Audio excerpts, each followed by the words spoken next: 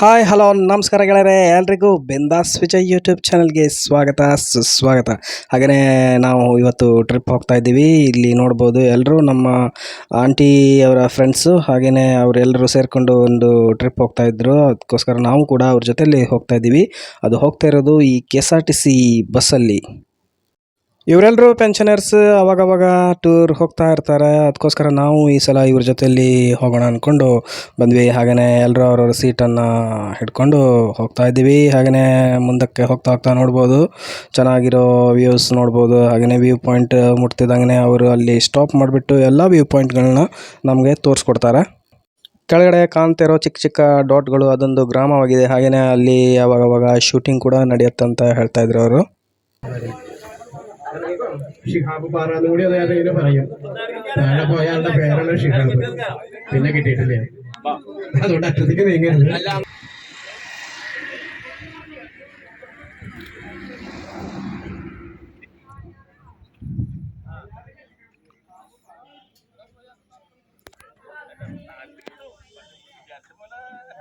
ನಾವು ಟ್ರಾವೆಲ್ ಮಾಡ್ತಿರೋ ಬಸ್ಸನ್ನು ಕೂಡ ನೋಡ್ಬೋದು. ಹಾಗೆಯೇ ನಾವು ಇಲ್ಲಿಂದ ನೆಕ್ಸ್ಟ್ ಲೊಕೇಶನ್ಗೆ ಹೋಗೋ ಟೈಮ್ ಆಗಿದೆ. ಇಲ್ಲಿಂದ ನಾವು ಇವಾಗ ಸ್ವಲ್ಪ ಹೊತ್ತಲ್ಲಿ ಹೊರಡ್ತೀವಿ. ಹಾಗೆಯೇ ನೆಕ್ಸ್ಟ್ ಲೊಕೇಶನ್ಗೆ ಹೋಗ್ತಾ ಇದ್ದೀವಿ. ತುಂಬಾ ಹೈ ರೇಂಜ್ ಇದೆ, ರಸ್ತೆನೂ ಕೂಡ ಸಣ್ಣದಾಗಿದೆ. ಹಾಗಾಗಿ ಸ್ಪೀಡಲ್ಲಿ ಹೋಗಲಿಕ್ಕೂ ಆಗಲ್ಲ, ಆರಾಮಾಗಿ ಹೋಗ್ತಾ ಇದ್ದೀವಿ. ಹಾಗೆಯೇ ನೋಡ್ಬೋದು, ನೀವೆಲ್ಲರೂ ತುಂಬ ಎಂಜಾಯ್ ಮಾಡ್ತಾ ಇದ್ದಾರೆ. ನಾರ್ಮಲಿ ನಾವು ಟೂರ್ ಬಸ್ಸಲ್ಲೆಲ್ಲ ಹೋದರೆ ಅದರಲ್ಲಿ ಸಿಸ್ಟಮ್ ಎಲ್ಲ ಇರುತ್ತೆ. ಬಟ್ ಈ KSRTCಯಲ್ಲಿ ಯಾವುದೇ ರೀತಿಯಲ್ಲಿ ಸಿಸ್ಟಮ್ ಯಾವುದೂ ಇರಲ್ಲ. ಅದಕ್ಕೋಸ್ಕರ ಅವರು ಡಿಪ್ಪೋದಿಂದನೇ ಅವರು ಒಂದು ಬ್ಲೂಟೂತ್ ಸ್ಪೀಕರ್ನ ಫಿಟ್ ಮಾಡ್ಕೊಂಡು ಬಂದಿದ್ದರು. ಅದಕ್ಕೋಸ್ಕರ ಎಲ್ಲರೂ ಅದರಲ್ಲಿ ಮ್ಯೂಸಿಕ್ನ ಆನ್ ಮಾಡಿಬಿಟ್ಟು ಎಂಜಾಯ್ ಮಾಡ್ತಿದ್ದಾರೆ, ನೋಡ್ಬೋದು.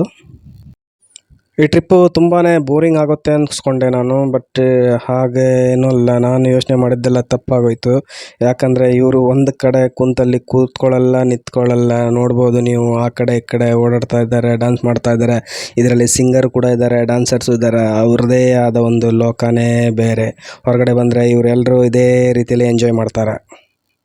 ಅದಾದಮೇಲೆ ಬೇರೆ ಇನ್ನೊಂದು ವ್ಯೂ ಪಾಯಿಂಟ್ ಹತ್ರ ಬಂದು ಸ್ಟಾಪ್ ಮಾಡಿದ್ರು ಅವರು. ಹಾಗೆಯೇ ಅಲ್ಲಿಂದ ನಮ್ಮ ಹತ್ರ ಹೇಳಿದ್ರು, ಎದುರುಗಡೆ ಕಾಣ್ತಾ ಇರೋ ಒಂದು ಬೆಟ್ಟದ ಮೇಲೆ ಅಲ್ಲಿ ಹೋಗ್ಲಿಕ್ಕೋಸ್ಕರ ಆಫ್ ರೋಡಲ್ಲಿ ಹೋಗಬೇಕಾಗತ್ತೆ, ಜೀಪಲ್ಲಿ ಬೇಕಾದರೆ ಹೋಗ್ಬೋದು ಅಂತ ಹೇಳಿದ್ರು ಅವರು. ಇಲ್ಲಿಂದ ನೋಡ್ತಾ ಇದ್ರೇ ತುಂಬ ದೂರ ಅನಿಸ್ತು, ಅದಕ್ಕೋಸ್ಕರ ಬೇಡ ಅಂತ ಹೇಳಿದ್ವಿ ನಾವು. ಹಾಗೆಯೇ ಅಲ್ಲಿಂದ ಹೊರಟ್ವಿ. ಹಾಗೆಯೇ ಈ ಕಡೆ ಇಲ್ಲಿ ತುಂಬಾ ಟೀ ಎಸ್ಟೇಟ್ ಕೂಡ ಇದೆ, ನೋಡ್ಬೋದು ಸೈಡಲ್ಲಿ ಟೀ ಎಸ್ಟೇಟ್.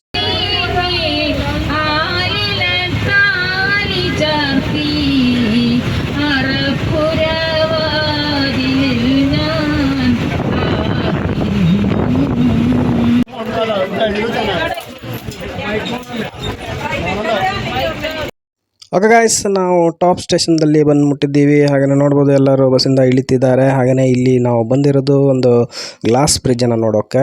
ಈ ಗ್ಲಾಸ್ ಬ್ರಿಡ್ಜ್ ಬಂದುಬಿಟ್ಟು ಇಂಡಿಯಾದ ಲಾರ್ಜೆಸ್ಟ್ ಗ್ಲಾಸ್ ಬ್ರಿಡ್ಜ್ ಆಗಿದೆ. ಹಾಗೆಯೇ ಇಲ್ಲಿ ಬಂದಿರೋರು, ನಮ್ಮ ಜೊತೆಯಲ್ಲಿ ಬಂದಿರೋರು ಎಲ್ಲರೂ ಗ್ಲಾಸ್ ಬ್ರಿಡ್ಜ್ ಹತ್ತೋಕ್ಕೆ ರೆಡಿ ಇಲ್ಲ. ಅದರಲ್ಲಿ ಧೈರ್ಯ ಇರೋರು ಮಾತ್ರನೇ ಬರ್ತೀನಂತ ಹೇಳಿದ್ರು. ಯಾಕಂದರೆ ಗ್ಲಾಸ್ ಬ್ರಿಡ್ಜ್ ಕೆಳಗಡೆ ಫುಲ್ಲಾಗಿ ಇದರಲ್ಲಿ ಹೈಟಲ್ಲಿರೋದ್ರಿಂದ ಕೆಲವರಿಗೆ ಭಯ ಆಗುತ್ತೆ ಅಂದ್ಕೊಂಡು ಅವರು ಬರಲ್ಲ ಅಂತ ಹೇಳಿದ್ರು. ಹಾಗೆಯೇ ನಾವು ಮಾತ್ರನೇ ಸ್ವಲ್ಪ ಜನ ಹೋಗ್ತಾ ಇದ್ದೀವಿ. ಸ್ವಲ್ಪ ದೂರ ನಡ್ಕೊಂಡು ಹೋಗ್ಬೋದು. ಹಾಗೆ ನೋಡ್ಬೋದು, ಆ ಫ್ರಂಟಲ್ಲಿ ಕಾಣ್ತಾ ಇರೋದು ಅದೇ ಗ್ಲಾಸ್ ಬ್ರಿಡ್ಜು. ಇಲ್ಲಿಂದ ಸರಿಯಾಗಿ ಈ ವಿಡಿಯೋದಲ್ಲಿ ಕಾಣ್ತಾ ಇಲ್ಲ. ಹಾಗೆಯೇ ಸ್ವಲ್ಪ ದೂರ ನಡ್ಕೊಂಡು ಹೋಗಬೇಕು. ಹಾಗೆಯೇ ಇದಕ್ಕೆ ಗ್ಲಾಸ್ ಬ್ರಿಡ್ಜ್ ಹತ್ತೋಕ್ಕೋಸ್ಕರ ಟಿಕೆಟು ಕೂಡ ಚಾರ್ಜ್ ಇದೆ. ಒಬ್ಬರಿಗೆ ಎಂಟ್ರಿ ಆಗೋಕ್ಕೋಸ್ಕರ 250 ಚಾರ್ಜ್ ಇದೆ. ಹಾಗೆಯೇ ಈ ಗ್ಲಾಸ್ ಬ್ರಿಡ್ಜ್ ಮೇಲೆ ಹೋಗುವಾಗ ಶೂಸು ಯಾವುದು ಸ್ಯಾಂಡಲ್ಸ್ ಹಾಕ್ಕೊಂಡು ಹೋಗುವಾಗಿಲ್ಲ, ಬರೀ ಕಾಲಲ್ಲೇ ಹೋಗಬೇಕಾಗತ್ತೆ. ಒಂದು ಟ್ರಿಪ್ಪಲ್ಲಿ ಕೇವಲ 10 ಜನರಿಗೆ ಮಾತ್ರ ಎಂಟ್ರಿ ಇರುತ್ತೆ. ಜಾಸ್ತಿ ಜನರನ್ನು ಅದ್ರ ಮೇಲ್ಗಡೆ ಹೋಗ್ಲಿಕ್ಕೆ ಕೊಡಲ್ಲ. ಹಾಗೆಯೇ ಮೇಲ್ಗಡೆ ನಮಗೆ ಟೈಮ್ ಸ್ಪೆಂಡ್ ಮಾಡಲಿಕ್ಕೋಸ್ಕರ 10 ಮಿನಿಟ್ಸ್ ಟೈಮ್ ತರ್ತಾರೆ. ಹಾಗೆಯೇ ಮೇಲ್ಗಡೆ ಹೋಗ್ತಿದ್ದಂಗೆ ಅಲ್ಲಿ ಒಬ್ಬರು ಟೈಮರ್ ಹಿಡ್ಕೊಂಡಿರ್ತಾರೆ. ನಾವು 10 ಜನ ಅಲ್ಲಿ ಮೇಲ್ಗಡೆ ಹೋಗ್ತಿದ್ದಂಗೆ ಅವರು ಟೈಮ್ ಸ್ಟಾರ್ಟ್ ಮಾಡ್ತಾರೆ. ನಾನು ಹಲವಾರು ಬ್ರಿಡ್ಜ್ಗಳ ಮೇಲೆ ಹೋಗಿದ್ದೀನಿ, ಆದರೆ ಗ್ಲಾಸ್ ಬ್ರಿಡ್ಜ್ ಮೇಲೆ ಹೋಗ್ತಾ ಇರೋದು ಮೊದಲನೇ ಸಾರಿ. ಹಾಗೆಯೇ ಇದು ಒಂದು ಹೊಸ ಅನುಭವ ಅಂತಲೇ ಹೇಳ್ಬೋದು. ಹಾಗೆಯೇ ಇದ್ರ ಮೇಲ್ಗಡೆ ಎಂಟ್ರಿ ಆಗ್ತಿದ್ದಂಗೆ ನೋಡ್ಬೋದು ನೀವು, ಇದ್ರ ಕೆಳಗಡೆ ಯಾವುದೇ ಸಪೋರ್ಟ್ ಕೊಟ್ಟಿಲ್ಲ ಅವರು. ಯಾಕಂದರೆ ಫುಲ್ಲಾಗಿ ರೋಪ್ ಮೇಲೇ ಹೋಲ್ಡ್ ಆಗಿದೆ ಇದು.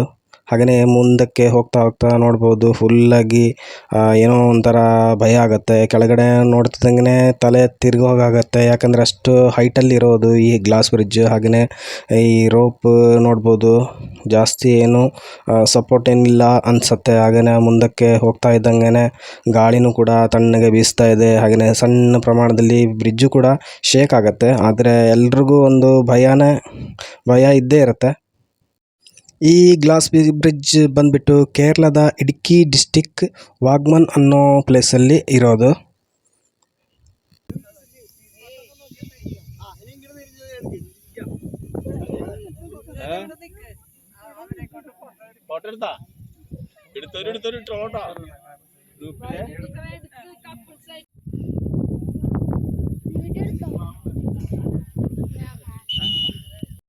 ಟೈಮ್ ಅಪ್ ಆಗ್ತಿದ್ದಂಗೆ ಅವರು ವಿಸಿಲ್ ಹೊಡಿತಾರೆ, ಜಾಸ್ತಿ ಹೊತ್ತು ನಿಂತ್ಕೊಳ್ಳೋಕೆ ಕೊಡಲ್ಲ. ಹಾಗೆಯೇ ಬರೋ ದಾರಿಯಲ್ಲಿ ನೋಡ್ಬೋದು ರೋಪ್ ಸೈಕ್ಲಿಂಗ್, ಹಾಗೆಯೇ ಬಾಕಿ ಬೇಕಾದ ರೀತಿಯ ಅಡ್ವೆಂಚರ್ ಪಾರ್ಕ್ ಇದೆ ಇಲ್ಲಿ. ಹಾಗೆಯೇ ಪ್ಯಾರಾಶೂಟ್ ಆ ರೀತಿಯಲ್ಲಿ ತುಂಬಾ ಇದೆ. ಆ ಕಡೆ ಹೋಗಲಿಲ್ಲ ನಾವು. ಹಾಗೆಯೇ ವಾಪಸ್ ಜಾಸ್ತಿ ಹೊತ್ತು ಅಲ್ಲಿ ನಿಂತ್ಕೊಳ್ಳಿಕ್ಕಾಗಲಿಲ್ಲ, ಯಾಕಂದರೆ ವಾತಾವರಣ ಚೆನ್ನಾಗಿರಲಿಲ್ಲ, ತುಂಬಾ ಬಿಸಿಲಿತ್ತು. ಹಾಗೆಯೇ ಮಧ್ಯಾಹ್ನದ ಟೈಮು ಕೂಡ ಆಗಿತ್ತು. ಅದಕ್ಕೋಸ್ಕರ ನಾವು ಅಲ್ಲಿಂದ ಬಂದುಬಿಟ್ಟು ಬೇರೆ ಒಂದು ಪಾರ್ಕಿಗೆ ಬಂದ್ವಿ. ಇಲ್ಲಿಂದ ಸ್ವಲ್ಪ ದೂರ ನಡ್ಕೊಂಡು ಹೋಗಬೇಕು. ಇದು ಬಂದುಬಿಟ್ಟು ಪೈನ್ ಫಾರೆಸ್ಟ್. ಇಲ್ಲೂ ಕೂಡ ಸ್ವಲ್ಪ ದೂರ ನಡ್ಕೊಂಡು ಹೋಗಬೇಕು. ಸ್ವಲ್ಪ ದೂರ ನಡ್ಕೊಂಡು ಹೋಗ್ತಾ ಬೋರ್ ಆಗಬಾರ್ದು ಅಂದ್ಕೊಂಡು ಎಲ್ಲ ಕಡೆಯಲ್ಲಿ ಈ ರೀತಿಯಲ್ಲಿ ಶಾಪ್ಗಳಿದ್ದರೆ ಟೈಮ್ ಪಾಸ್ ಆಗುತ್ತೆ. ಏನಾದರೂ ಪರ್ಚೇಸ್ ಮಾಡೋರಿದ್ದರೆ ಪರ್ಚೇಸ್ ಮಾಡಿಕೊಂಡು ಹಾಗೆಯೇ ನಡ್ಕೊಂಡು ಹೋಗ್ಬೋದು. ಶಾಪ್ಗಳೆಲ್ಲ ಆ ಕಡೆ ಈ ಕಡೆ ನೋಡಿಕೊಂಡು ಆರಾಮಾಗಿ ನಡ್ಕೊಂಡು ಹೋಗ್ಬೋದು. ಹಾಗೆಯೇ ಇಲ್ಲಿ ಎಂಟ್ರಿ ಆಗೋಸ್ಕರ ಇಲ್ಲೂ ಕೂಡ ಪಾಸನ್ನು ತೆಗಿಬೇಕಾಗತ್ತೆ. ಬಿಸಿಲಲ್ಲಿ ನಡೆದು ಎಲ್ಲರಿಗೂ ಸುಸ್ತಾಗೋಯಿತು. ಹಾಗೆಯೇ ಇಲ್ಲಿ ಎಂಟ್ರಿ ಆಗ್ತಿದ್ದಂಗೆ ಏನೋ ಒಂಥರ ಸಮಾಧಾನ ಆಯಿತು ಮನಸ್ಸಿಗೆ. ನೋಡ್ಬೋದು ಗಿಡಗಳು, ಮರಗಳು, ಹಾಗೆಯೇ ಅದ್ರ ಕೆಳಗಡೆ ತಣ್ಣನೆ ಗಾಳಿ ಬೀಸ್ತಾ ಇದೆ, ಚೆನ್ನಾಗಿದೆ, ಮನಸ್ಸಿಗೆ ಸಮಾಧಾನ ಸಿಗೋ ಹಾಗಿದೆ. ಇಲ್ಲಿಯ ಮೇನ್ ಹೈಲೈಟ್ ಅಂದರೆ ಈ ಮರಗಳಾಗಿದೆ. ಹಾಗೆಯೇ ಇಲ್ಲಿ ಫೋಟೋಶೂಟ್ಗೆ ಸೂಪರ್ ಆಗಿರೋ ಲೊಕೇಶನ್ ಆಗಿದೆ. ಎಲ್ಲರೂ ಕೂಡ ಇಲ್ಲಿ ಫೋಟೋ ತೆಗೆದು, ಹಾಗೆಯೇ ಇಲ್ಲಿ ಫೋಟೋಗ್ರಾಫರ್ ಕೂಡ ಇದ್ದಾರೆ. ಫೋಟೋಸ್ನ ತೆಗೆದು ಆವಾಗಲೇ ಪ್ರಿಂಟ್ ತೆಗೆದು ನಮ್ಮ ಕೈಯಲ್ಲಿ ಫ್ರೇಮ್ ಸಮೇತನೇ ಕೊಡ್ತಾರೆ.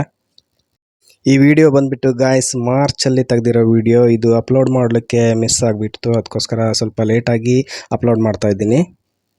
ಇಲ್ಲಿಂದ ವಾಪಸ್ ಹೋಗೋ ಟೈಮ್ ಆಗಿದೆ, ಎಲ್ಲರೂ ಕೂಡ ಹೋಗ್ತಾ ಇದ್ದಾರೆ ನೋಡ್ಬೋದು. ಹಾಗೆಯೇ ಇನ್ನೊಂದು ಲೊಕೇಶನ್ಗೆ ಹೋಗೋ ಟೈಮ್ ಆಗಿದೆ. ಅಲ್ಲಿಂದ ಹೋಗ್ತಾ ನಾವು ಬೇರೆ ಒಂದು ಲೊಕೇಶನ್ ಹತ್ತಿರ ಬಂದು ಮುಟ್ತಾ ಇದ್ದೀವಿ.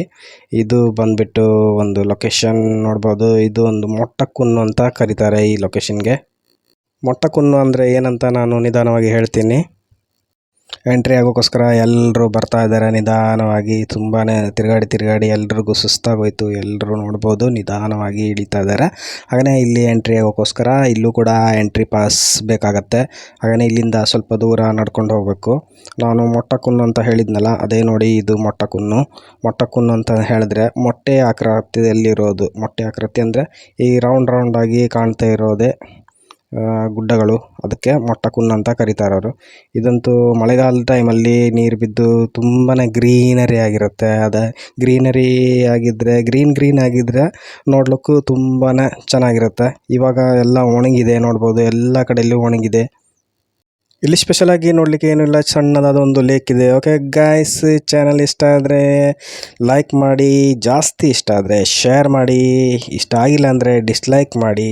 ಹಾಗೆಯೇ ಚಾನಲ್ನ ಸಬ್ಸ್ಕ್ರೈಬ್ ಮಾಡಲಿಕ್ಕೆ ಮರಿಬೇಡಿ. ಓಕೆ ಗಾಯ್ಸ್, ಬಾಯ್.